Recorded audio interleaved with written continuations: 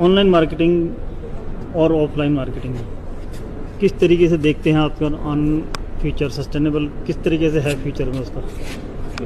उनसे मार्केटिंग जो है वो बहुत क्रूशियल पार्ट है बिजनेस का, चाहे आप ऑनलाइन बिजनेस कर रहे हो चाहे आप ऑफलाइन बिजनेस कर रहे हो। तो मुझे पर्सनली ऐसा लगता है कि मार्केटिंग कभी ख़त्म नहीं होने वाली है, और आई स्ट्रांगली बिलीव कि मार्केटिंग को कभी ख़त्म भी नहीं होना चाहिए।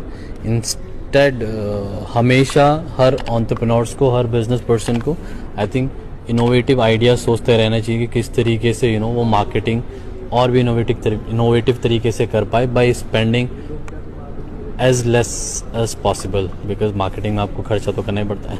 एसोर्ट्स पर भरोसा किस तरीके से किया जा सकता है? आपने क्या base of quality, base of transportation, जी, बेस ऑफ एंड मार्केटिंग का किस जी, तरीके से क्या है? अच्छी तो देर आर मल्टीपल वेज मैं कहूँगा। पहला है कि आप एसॉर्ट की वेबसाइट पे और ऐप पे आके ऑर्डर प्लेस करते हैं और देन आप एक्सपेक्ट करते हैं कि आपके प्रोडक्ट्स जो हैं वो क्वालिटी वाले प्रोडक्ट्स टाइमली आपके पास पहुंच जाएं। सो दैट्स वन ट्रस्ट जो बहुत इम्पॉर्टेंट है अश्योर करना अपने कस्टमर को। देन सेकंड इज़ कि हमारा जो प्लेटफॉर्म है वो सिर्फ और सिर्फ कस्टमर तक रिस्ट्रिक्टेड नहीं है। हमारा फोकस जो है वो सेलर पार्टनर्स की तरफ भी उतना ही होता है कि हमारे जो सेलर पार्टनर्स हैं वो सिर्फ एसॉर्ट से अपनी कंजम्पशन के लिए प्रोडक्ट ना खरीदें, बल्कि अपने जो नियर एंड डियर वंस हैं, जो उनके लोकल नेटवर्क्स हैं, वो वहाँ पे भी एसॉर्ट के प्रोडक्ट्स को रेफर कर सकें। और जब भी एसॉर्ट का प्रोडक्ट कोई भी उनका रेफरल खरीदता है तो हम उसको टाइमली इंसेंटिव जनरेट कर सकते हैं। एसोर्ट क्या अपने माल बनाता है या कहीं से और परचेस करता है क्वालिटी बेस पे? तो इनिशियली हमने अपनी फैक्ट्रीज भी डाली थी, बट देन वी रियलाइज कि हर बिजनेस पर्सन की, हर एंटरप्रेन्योर की अपनी एक्सपर्टीज होती हैं। इंस्टेड ऑफ वो हर चीज़ में घुसने की जगह उसको अपनी एक्सपर्टीज के ऊपर ज़्यादा काम करना चाहिए। तो आज जब हम ये डिस्कशन कर रहे हैं तो स्टैंडिंग टुडे हम डायरेक्टली कोई मैन्युफैक्चरिंग नहीं करते। हमारा पैन इंडिया डिफरेंट सिटीज़ में, डिफरेंट स्टेट्स में डिफरेंट फैक्ट्रीज के साथ टाई अप है जो हर कोई अपने प्रोडक्ट मैन्युफैक्चरिंग में एक्सपर्टीज रखते हैं। फॉर एग्जांपल शर्ट एक प्रोडक्ट है, then there is denim, there is formal pant, T shirts, polos, blazers, and then of course female के प्रोडक्ट्स की तो बहुत बड़ी इन्वेंटरी है। आपने कभी फ्रेंचाइज की बात सोची है कि फ्रेंचाइज और दिए जाए और स्टेट वगैरह में पिन कोड सिस्टम से? जी, तो सी एज द बिल्कुल राइट नाउ हमारा कोई फ्रेंचाइजी नहीं है। हम वन स्टॉप शॉप है, हम खुद ही अपने ऑपरेशन को पैन इंडिया रन कर रहे हैं। बट डेफिनेटली जैसे आपने कहा कि क्या फ्यूचर में कोई थॉट प्रोसेस इन चीज़ों की तरफ है, तो सिर्फ फ्रेंचाइजी ही नहीं बल्कि देर आर मोर थिंग्स जो हम फ्यूचर के लिए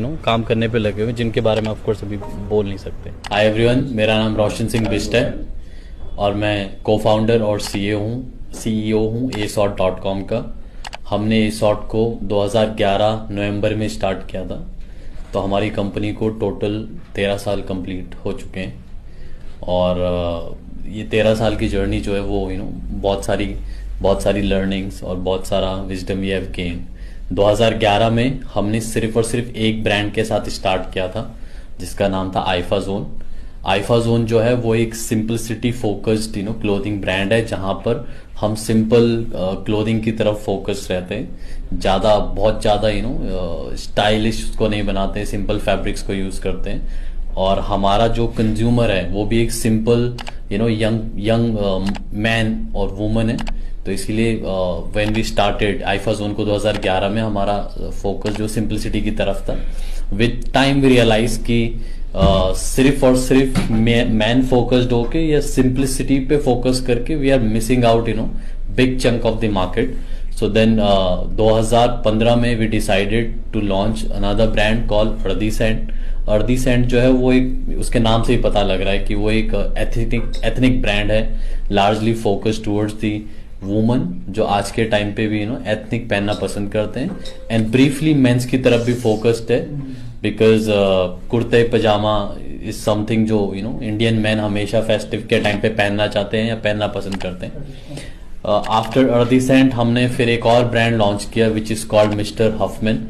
मिस्टर हफमैन का जो प्राइम फोकस है वो मैच्योर मेंस की तरफ है, जो अपने ड्रेसअप को बहुत सीरियसली लेते हैं, ब्लेजर पहनना पसंद करते हैं, अच्छे अच्छे फैब्रिक्स के शर्ट्स पहनना पसंद करते हैं, स्टाइलिश शर्ट्स पहनना पसंद करते हैं।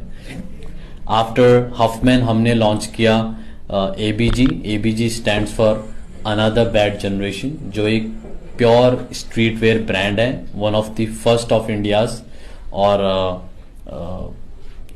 एबीजी के अंदर मतलब अनदर बैड जनरेशन के अंदर हमारा सारा फोकस जो वो इंडिया के यूथ की तरफ है, जो किस तरीके से स्ट्रीट कल्चर को, इंटरनेशनल स्ट्रीट कल्चर को इंडिया में ग्रो कर रहा है। और पिछले कुछ सालों हमने देखा है कि जितना ज्यादा इनोवेशन स्ट्रीट वेयर ब्रांड्स के अंदर हुआ है, उतना ज्यादा इनोवेशन हमने और किन्हीं क्लोथिंग ब्रांड्स के अंदर नहीं देखा, स्ट्रीट वेयर कैटेगरी को छोड़कर। Then after another bad generation हमने लॉन्च किया क्यूफिट। क्यूफिट जो है वो एक एथलीजर ब्रांड है, जिसका सारा फोकस फिटनेस फ्रीक्स की तरफ है, चाहे वो क्यूफिट के कपड़ों को जिम में पहनना चाह रहे हो, और या फिर वो अपनी जो डेली की ट्रेनिंग, फिटनेस ट्रेनिंग्स पे लगे हुए हैं या गेम्स पे लगे हुए हैं, उसके लिए उसको यूज करना चाह रहे हो। देन हमने ब्रांड लॉन्च किया कॉल्ड अमीगा। अमीगा जो ब्रांड है उसका सारा फोकस यंग वुमन की तरफ है, कि किस तरीके से Indian young woman international designs को, इंटरनेशनल फिट्स को, इंटरनेशनल ट्रेंड्स को किस तरीके से इंडिया में ग्रो कर रहे हैं। अमीगा का सारा फोकस इंडियन यंग वुमन की तरफ है। Then we have a brand call Solasta, जहाँ पे हम शूज एंड एक्सेसरीज पे ज्यादा फोकस्ड हैं।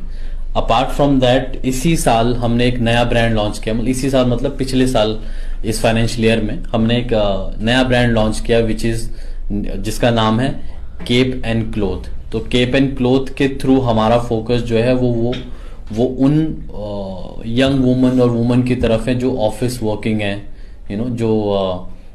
जो अपने डेली मतलब जो बेसिकली डेली रूटीन में वर्क वेयर यूज करते हैं। हमारा फोकस उन वुमन की तरफ है। एंड वी आर अमेज्ड कि जिस थॉट प्रोसेस के साथ हमने केप एंड क्लोथ को लॉन्च किया था, केप एंड क्लोथ ने लॉन्च होने के सिर्फ 2 महीने के अंदर हमारे सारे एक्सपेक्टेशंस को ब्रेक करके उसकी एक्सेप्टेंस जो हमारे कस्टमर बेस ने दिखाई है वो बहुत ही डिफरेंट लेवल पर है। एंड वी आर हैप्पी कि with every single new launch हमारी जो टीम है वो हमारे कस्टमर्स को और बेटर तरीके से जान पा रहे हैं। सो आज 13 साल हो चुके हैं इस सॉर्ट को रन करते हुए। हमारी जो कम्युनिटी, हमारा जो सेल्स फोर्स है बेसिकली, वो पैन इंडिया स्प्रेड अराउंड है। तो आज हम मंथली बेसिस पे अराउंड 20 से ज्यादा स्टेट्स में अपने प्रोडक्ट्स को शिप कर रहे हैं, और अराउंड 70,000 से ज्यादा यूनिट हम हर महीने पैन इंडिया शिप करने पे लगे हुए हैं। टोटल कितने ब्रांड्स हैं आपके पास? टोटल हमारे पास 8 ब्रांड्स हैं, जिनके मैंने पीछे नाम भी बोले। और इन 8 ब्रांड्स के अंदर हम डिफरेंट फैशन फोकस्ड कैटेगरी पे फोकस कर रहे हैं कि कौन सा, मतलब हर एक ब्रांड जो है वो एक स्पेसिफिक टाइप की टीजी को सर्व कर रहे हैं। जी, आप यंगेस्ट हैं, आपने स्टार्टअप से स्टार्ट करते करते एंटरप्रेन्योर बन गए हैं आप, बहुत बड़ा एक स्कोप आपने खड़ा कर लिया 2011 से लेकर अब तक का। तो ये जो आपकी जर्नी है जी, वो किस तरीके से आपकी जर्नी रही है, थोड़ा उस पर फोकस करेंगे। क्या रहा आपका जर्नी का स्कोप, क्या रहा, और आपने जो सर्वे जो किया होगा, एक मार्केटिंग सर्वे ये आपने कहा कि सारी की, यंगस्टर्स के ऊपर आपका ज्यादा फोकस रहा है, ट्रेडिशनल फैशन पे भी ज्यादा रहा है, तो कैसा एक नहीं सब चीज देखी आप? जी, तो सी मैं ना कोई बिजनेस फैमिली से नहीं आता हूँ कि आप अपना पहला बिजनेस स्टार्ट करो और आपके आसपास 10 अलग अलग कंसल्टेंट है जो आपको बता रहे हैं कि मार्केट साइज क्या होगा, पोजीशनिंग क्या होगी, दिस एंड दैट। मैं वो टाइम पे 21 साल का था व्हेन वी स्टार्टेड, जो मेरा को फाउंडर है वो 20 साल की थी। तो जब हमने स्टार्ट किया तो we were like really young guys, इतना, और ना ही हम कोई बिजनेस एजुकेशनल बैकग्राउंड से आते हैं कि हम बड़ी बड़ी डिग्रियां लेके आए हैं। The thought process was really simple कि यंग इंडिया ग्रो कर रहा है, और अगर किसी भी बिजनेस को अपने आप को अगले 10, 15, 20 साल के लिए इस मार्केट में स्टेब्लिश करना है तो वो यंग जनरेशन से अपना ध्यान नहीं हटा सकता है। एंड फॉर्चुनेटली हम खुद 20-21 साल के थे वो टाइम पे, तो we were able to connect more with वो टाइम की यंग जनरेशन के साथ। एंड वी अंडरस्टूड कि 2011 में जो यंग जनरेशन थी वो रेडीमेड फैशन की तरफ बहुत टिल्टेड दिखाई दे रही थी। 2011 वॉज द टाइम जब नए नए ई कॉमर्स के हमने इंडिया में नाम सुनने चालू किए थे। एंड मुझे आज भी ध्यान है कि हम ऐसे अपने फ्रेंड्स के ग्रुप में बैठे हुए थे किसी के घर में, एंड वी सॉ कि वहां पे टीवी पे एक ऐड आ रहा है, मिंत्रा का वो ऐड था जहां पर एक लड़का है जो सर्फ बोर्ड लेके बीच पे भाग रहा है और उसके पूरे सर्फ बोर्ड पे मिंत्रा लिखा आ रहा था।